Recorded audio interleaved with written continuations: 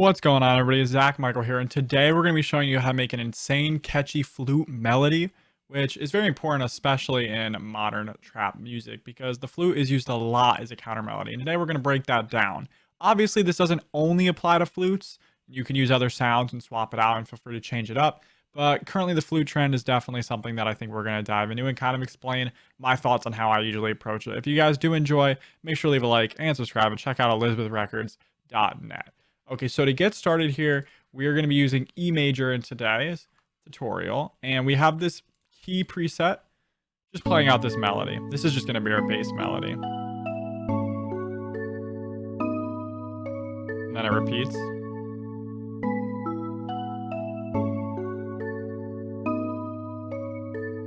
So that's just going to be that, and now we're going to go ahead and add a flute. So obviously the first thing you got to do is get your flute. Now the first step to picking your flute is you actually need to get a good sound, a good preset if you're going to be using that. And these are all presets that I have made and are available on elizabethrecords.net. And all of these will get the job done. It's just a matter of picking the flute that sounds the way I want it to. And I'm trying to find one that gets the sound I'm going for across. So we're just going to go through these until we find something we like. They have like very different sounds. Some of them are definitely more on the ambient side, and some of them are more like distorted and whatnot. I like this one right here.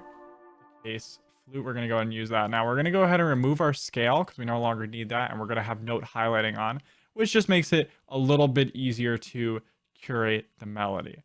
So the first thing I want to keep note of is in the scale, there's two notes that are together. This, where they're touching right like this, that'll matter later on. This is just something I like to do in my melodies. So we're just going to keep those notes up there just purely for remembrance sake. And you'll see why I did that in a second. So first things first, you kind of have to decide whether you want the flute to start right off with the sample. I could put a flute like somewhere like here, have it start with the flute. I think in this case that makes sense because the counter melody is almost going to be more complex than the bass melody. Sometimes it's the other way around, meaning you don't really care where the flute starts because it's more of like an accent thing. With this, I'm kind of having the flute be the catchy element. Like it's the main element that I want you to hear. So I'm going to start it off the bat. And I think we're going to start it with just a C sharp. Why not? Just that's one of the notes of the chord. And then also it's part of the top line of the keys as well. And then we're going to just go ahead and kind of find some pockets for where I want this to come in. The key is to keep it moderately simple. And then like that's just to start it, and then we're gonna get some more complex stuff in there. Okay, so now we're gonna bring in these notes again, the ones that I had, and I want to keep this in mind because we're gonna end up using this as a is going to be a slide note. We're going to use this sort of as a transition note. So basically what you do is you hold Alt and you can drag this over. Then you select the area and you click Control L. That's going to shorten the first note and it's going to be like a little transition sound. So if you hear this, it's going to like slide up. Right here, it'll do like a little slide. As you can see, I like to usually turn these down a bit because they tend to get a little loud, so I lower the velocity on them. Also, maybe pitch it down depending on if it's too high for the flute sample. And we can go ahead and just turn the velocity back up. And actually, that's not bad, but I want to go ahead and add some more complexity to this because it still is relatively simple, so let's go ahead and just fill in some other sections here.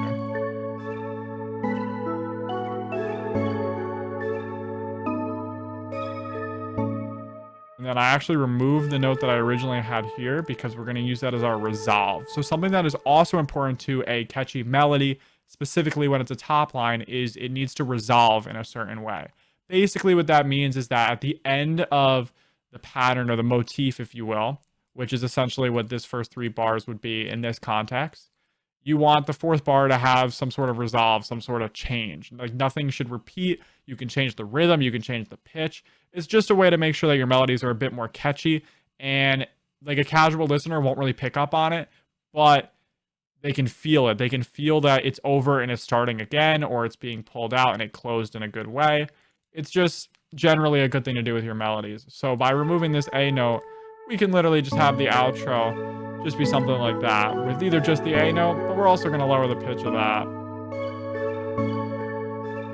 Also, the reason we're lowering the pitch of this here is just to create this little extra motif where it's going to hit a C6, go to an A, and then hit the C6 again, with both of those C's being sharp. Just gives a bit more variation and just adds like another motif that's different from the fourth bar and the eighth bar. Another thing we can experiment with is lowering the pitch of this one too, actually. Might be a little low though. Yeah, we're gonna pitch that back up.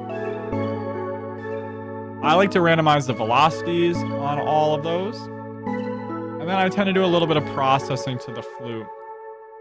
So the first thing I like to do is kind of raise a little bit of like mid-range frequencies for the most part, but with this flute I don't actually need to do that because I have already done that. And we're just gonna go ahead and cut some low end, and we're gonna cut some of those like very annoying highs. But beside that, I mean, that's some more, you know, like just picking out certain things, especially if there's gonna be drums in this beat, which we're just making the loop today, but if there were gonna be drums, that'd be important. Usually I'd add some reverb, but all my flute presets pretty much already have the reverbs at where I want them. Gonna add a bit of a chorus. We're gonna do a poly chorus, and then we're just gonna turn that down so the effect is a little subtle. And then we're also gonna go ahead and add an RC20 retro color. And we're gonna make sure we use this properly. We don't wanna overuse it. So first thing we're gonna do is get the EQ back in, and we'll just put the tone up a little bit. Gonna expand the width because I want this to sound very ambient and very full, so that way the listener focuses on it. And we're gonna add a little bit of wobble, but just like a tiny little bit. And we'll add a tiny percentage of magnetic, and we're gonna make the rate like 14-ish. That should be good.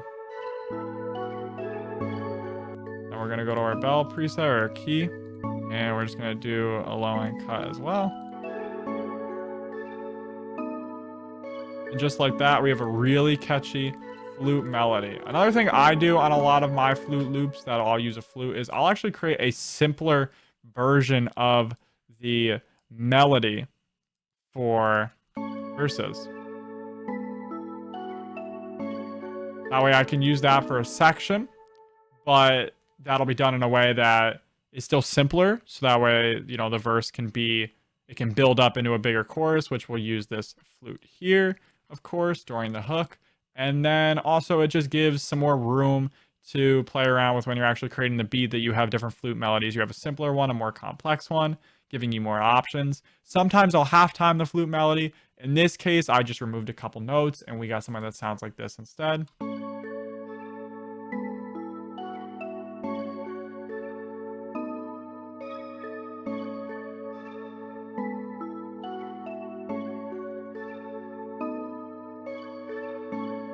And that's my tips to create an insanely catchy flute melody. If you guys did enjoy, make sure to leave a like and subscribe, and check out elizabethrecords.net. All my social medias are down below. Thanks for watching.